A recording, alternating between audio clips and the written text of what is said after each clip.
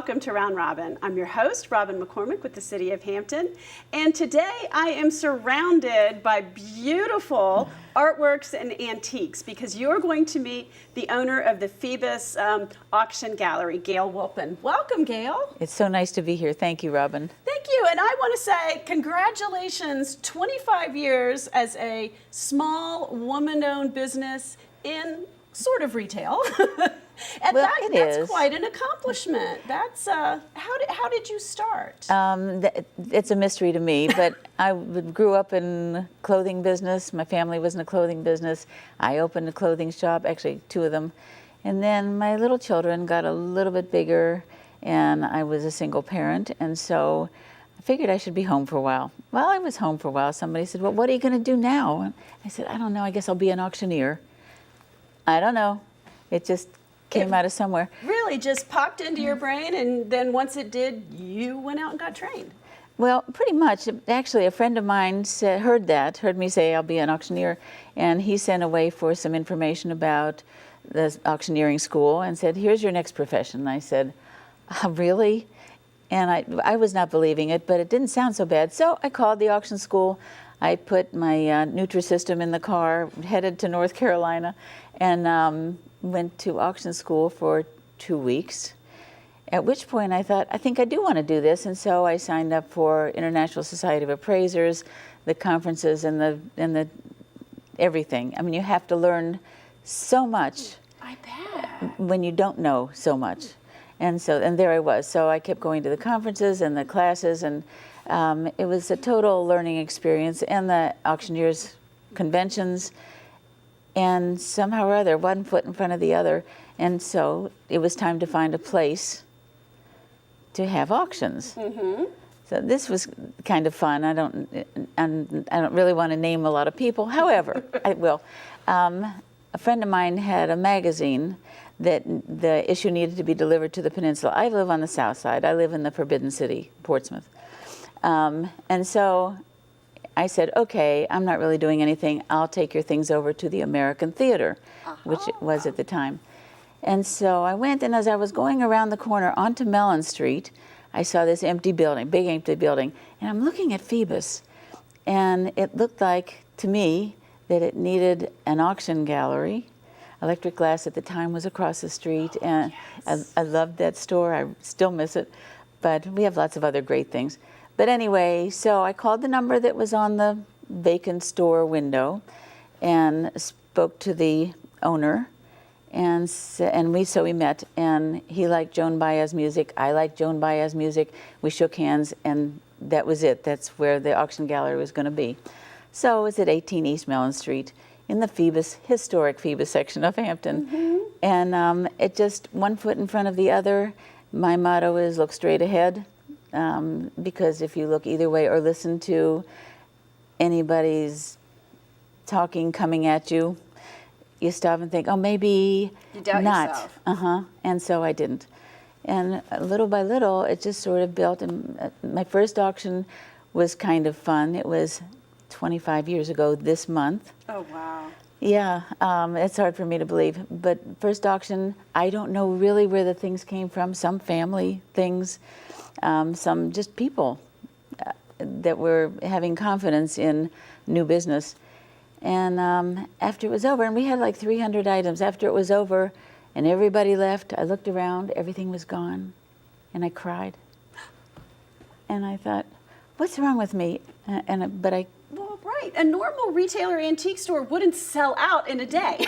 Well, that's the beauty of auction. Is it good? I love that. It's fabulous if it all sells. And usually it doesn't all sell. There's some that gets passed. Mm-hmm. But because there's minimum prices on some things. Or a few things. It's called a reserve. Mm-hmm. And a reserve is a price below which we cannot go. I don't like reserves. I want to sell the things as long as people are reasonable. Right. It'll sell. But anyway, so the second auction, kind of the same thing. And after the auction, everybody's gone. Looked around, I said, oh, it's all gone.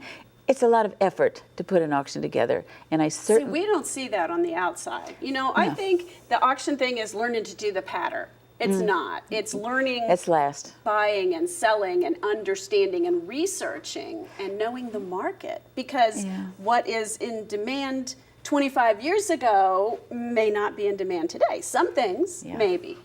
The rare things, yes. A lot of things, not really. But they still sell, just at a different level. So, And that's good for buyers, I want to It's- say. I've heard we can get great deals at your Yes. auctions. absolutely, particularly right now with so much downsizing going on, people really have to get rid of things. Their walls get smaller, so a lot of pictures yeah. have to go. The rooms get smaller. They're not going to have a Furniture. dining room, 4 bedrooms, all that. It has to go somewhere. So younger people, or people just wanting to change their look, can come and buy very fine furniture. I mean, the top of the line furniture that's been cared for, most of the fine furniture has been cared for at ridiculous prices. A $20,000, originally $20,000 dining room set that'll sell for $2,000 to $3,000 Oh my gosh. in perfect condition. I mean, with almost You not a know, scratch. I think I hate stereotyping generations or stereotyping people, but a lot of the millennials these days aren't looking for manufactured, modern. You know, they want something authentic. They want to re-care for something that's from past, or that's original craftsmanship and not That's not really brand new. that's really what we try to impart, because there are stores out there selling things that essentially are built for the moment, and a lot of younger people don't plan on staying where they are forever. They're going to get a job in California Right, or wherever. right. But it's such fine furniture. Right now, and I've told so many people this, that there are 2 generations trying to downsize, or, I don't like the quote, but get rid of things. And the next generation doesn't really want the Victorian and the standard furniture, the mahoganies but it's beautiful furniture. It's fine furniture. It's quality made furniture. It doesn't have paper backs, it has Right, wooden backs. right. It's just a different quality of furniture made largely. Well, I don't want to interrupt, but you brought with you some absolutely gorgeous items did. that I want you to talk about a little bit. And that's part of what you exciting. do too, is Yeah. the research and the catalog and what you find out about the pieces. You're so right, because Well, I know one of your researchers. right, and I would say 70–80% of the ladies' time is spent in research, and Bill's too, and mine. But research is so that we can write the catalog. The catalog is the tool that people can go by, because it is in the gallery. We sell the catalog. It's also online with pictures, with descriptions, with all the research that we did, and pretty much in parentheses we put what things are selling for today, suggested where you should be thinking about what you're going to bid on, say a Chihuly piece or very unusual umbrella stand. Right. So let's talk about the Chihuly is just gorgeous. I think you and I share a love for glasswork above yes. almost anything else. It's very fragile, and it's very strong. The design is incredible, and The colors are amazing. I know they're vibrant. And this is a 2-piece Chihuly, Dale Chihuly out of Seattle, American. And he did have the Fine Arts in Virginia Beach, I think, had a beautiful showing of Yeah, his. Richmond did, I With know. in Richmond, With the ceiling I was laid all down. covered. It was a timed entry, and I waited until everybody was done, and I just laid down on the floor Oh, good for as for long you. as I could. I wanted It's to do that, and I gorgeous. didn't. I'm not shy. It is interesting, but the craftsmanship is just beautiful, and there isn't a whole lot you can say about it other than it's valuable. It's fantastic, and the thing about glass is it's so fragile that you really have to take care of it. When Bill suggested we bring it over today, I said, no, okay. And this may be in your personal collection. I don't know if this item is for sale. Well, it will be in the auction Okay. on Memorial Day. Yes, it is Wow. definitely. As much as there's so many things that come through that I would like to keep, but I don't buy. I don't buy at the auction.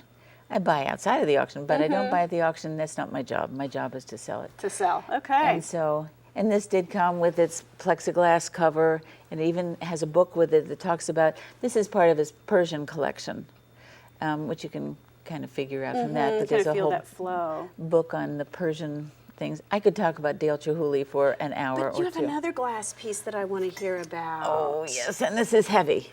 And it came in yesterday. This is Daum, D-A-U-M, and it is signed Daum Nancy, France, somewhere. It's cameo glass. And this Daum glass was made and sold between 1900 and 1925, 30. And it's French, of course, and it's etched leaves. This is a little bit unusual. It's a nice size, 9 inches or maybe a little bit more. They did a lot of this forestry kind of thing. Most of them that I could find, and I was working on it yesterday, have like a snow white around the bottom, and it's winter forest. This one doesn't. This is autumn, and I only found one other, which means that's a good thing. It's rare and quite heavy, but it really is beautiful, decorated all the way around. Or it'll be number, it's already 53 in the auction.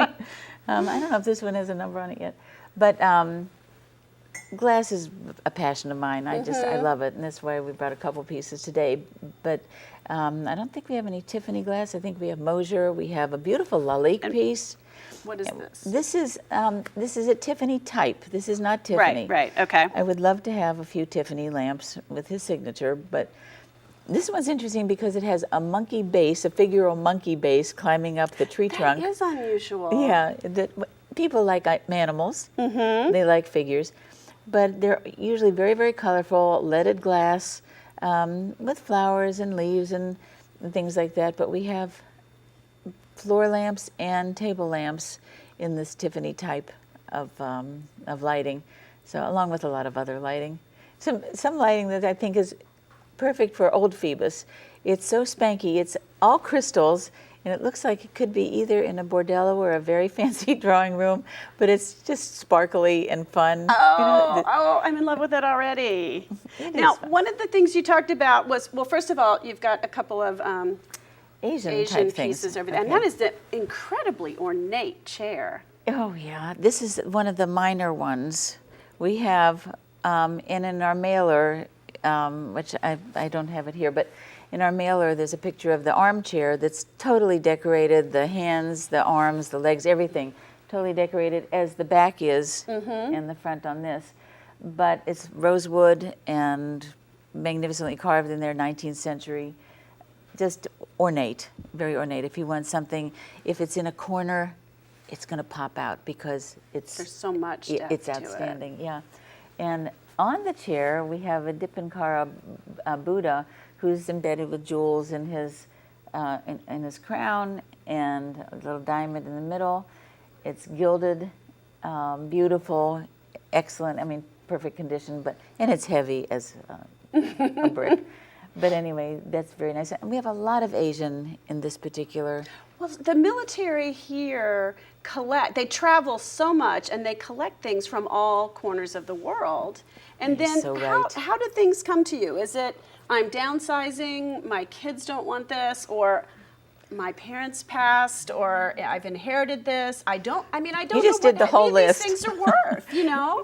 Yeah. I moved my grandparents, helped them, downsize twice. My parents downsized once. I mean, it's personally gut-wrenching. It is, and the only thing you left out, because you are obviously very knowledgeable and you know what you're talking about, because it's true, you did the whole list except one thing, storage units. I've had this in a storage unit for XYZ time, and I'm really done paying, $300 a month or $200 a month. We had one man that had, I think, 11 or 12 storage units for 15 years. Oh my gosh.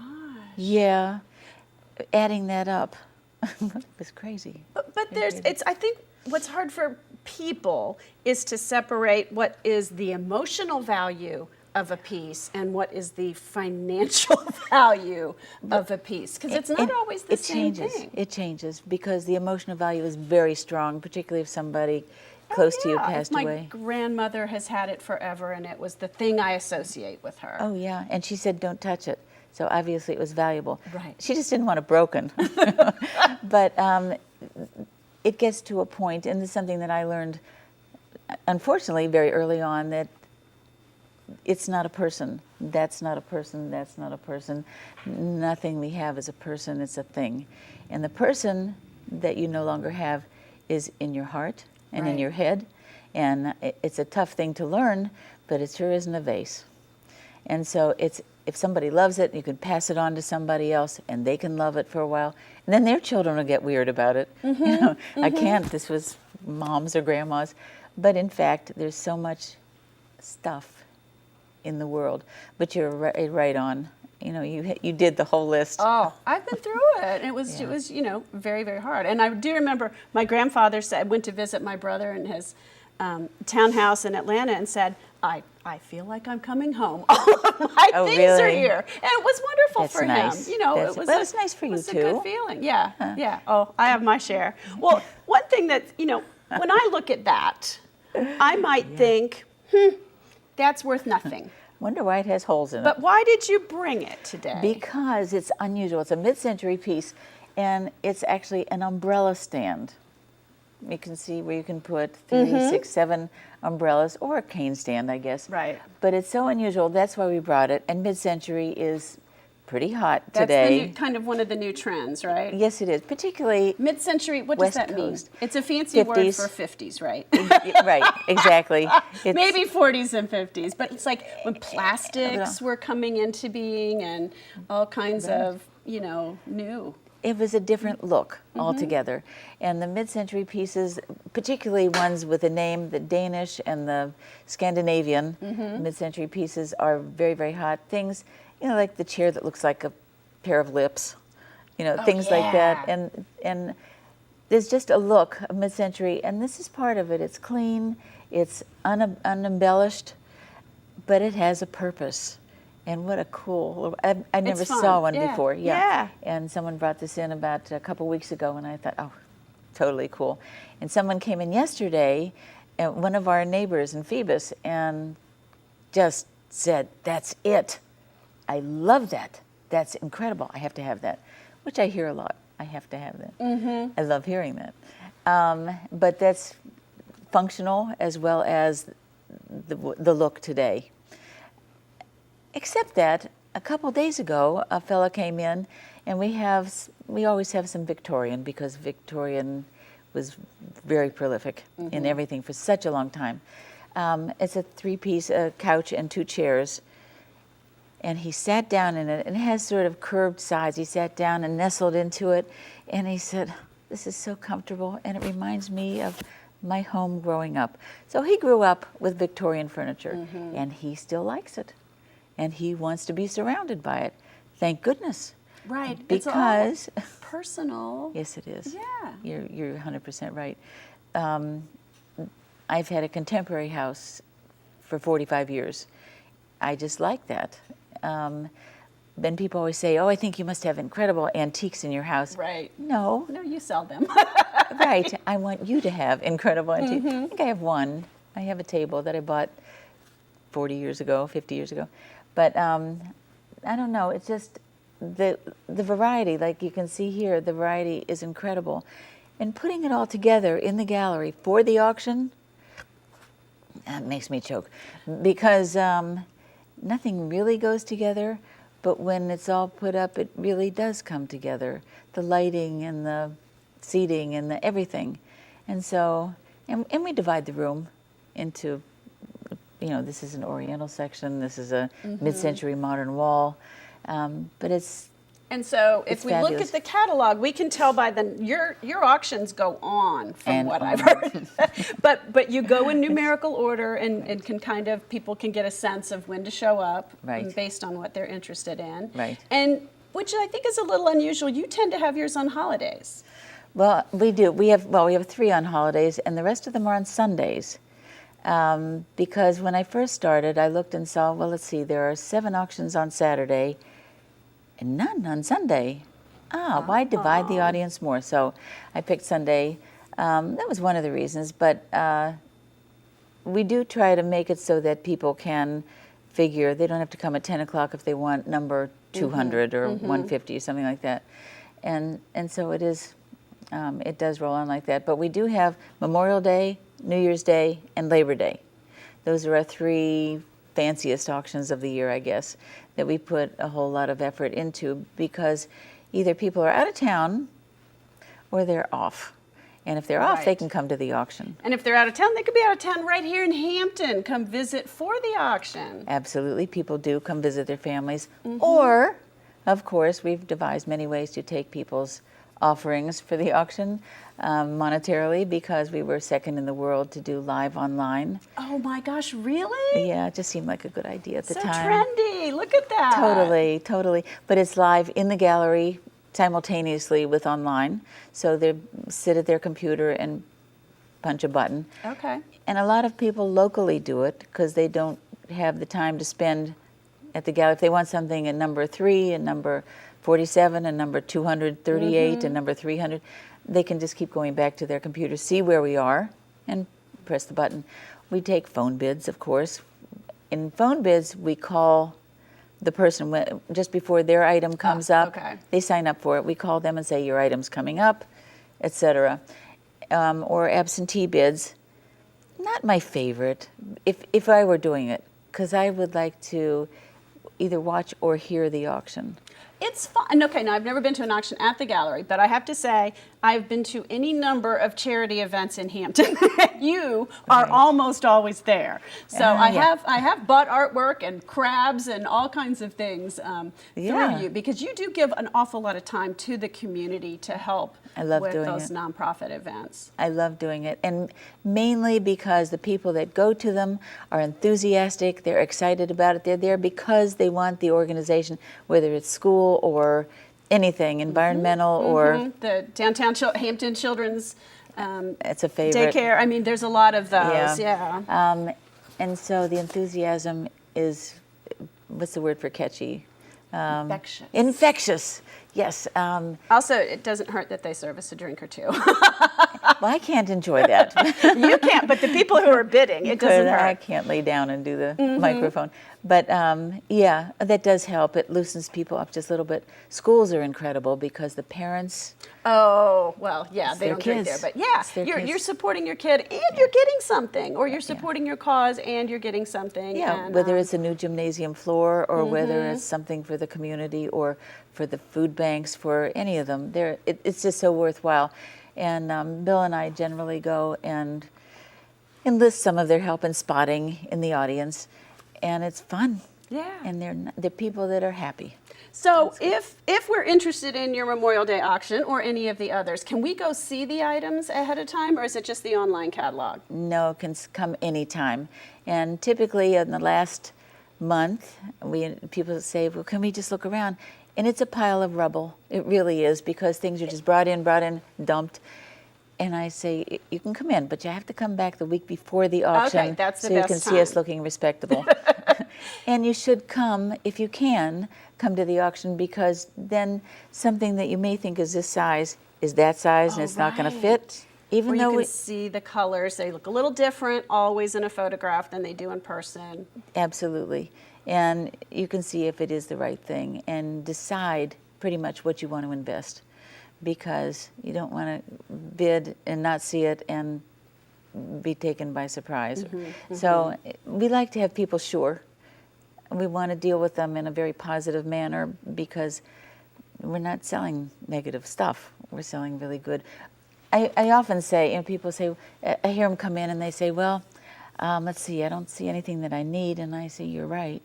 There's nothing here that you need, but you may want a lot of it. Oh yeah, I see things I want. So the time to come in really is the week before the auction. Okay. Which is the week This before. week, right yeah, now, while we're airing this particular episode. We're that's almost together. We're almost together. And the catalog will be online and available in our gallery beginning of the week. And if Monday. people have a piece and they don't know, is this valuable, is this something, you can take a look at it and give them some guidance, right? Sure. If they bring things in, want to know an auction value, we don't charge anything for that. Then it happens every day. People bring in, he brought it in yesterday. That is amazing. Yeah. And so we'll tell them what an auction value is. Could be. There's no guarantees. Well, a who will range. bid. We'll Okay. tell them a range from $800 to $1,500 or whatever it happens to be. If we do appraisals, and Bill and I do appraisals, written appraisals, a different story. Then it's right. a bigger deal. It's not just saying this is worth this. But if people do come in, very often they say, well, I saw it online for their $3,000. And I say, yeah, you probably looked it up on eBay, and that's what they were asking. That's what they were asking. Now, come to my desk, look at the computer, and I'll bring up sold items, which most people don't have do. access to, actually. Oh, right. And so we say, okay, that $3,000 thing, it's sold for $280. Big difference. Big difference. Reality is sometimes not fun. It's not what we want to hear Yeah. if we're the seller. It might be what we want to hear if we're the buyer, though. You've got to please both parties in the end. Yeah. The supply and the demand. No question. That's what we do. We're just middlemen. I love meeting the people. Most of them are very fine and wonderful to talk with. Well, thank you so much, Gail, and congratulations on your 25th anniversary. very much. You're a mainstay in Phoebus, which has seen some changes. Oh, it has, and it but is continually changes. a wonderful, wonderful Main Street USA. Yes, it is. Thank you so much. It was really lovely to be on with you, and I Thank hope you. I see you again soon. Thank you. And thank you for watching. If you are interested in any of these pieces or anything else, or if you have something you're just really not sure if it's worth something or not, please do visit the Phoebus Auction Gallery. It's a wonderful place to spend some time. Thanks for watching.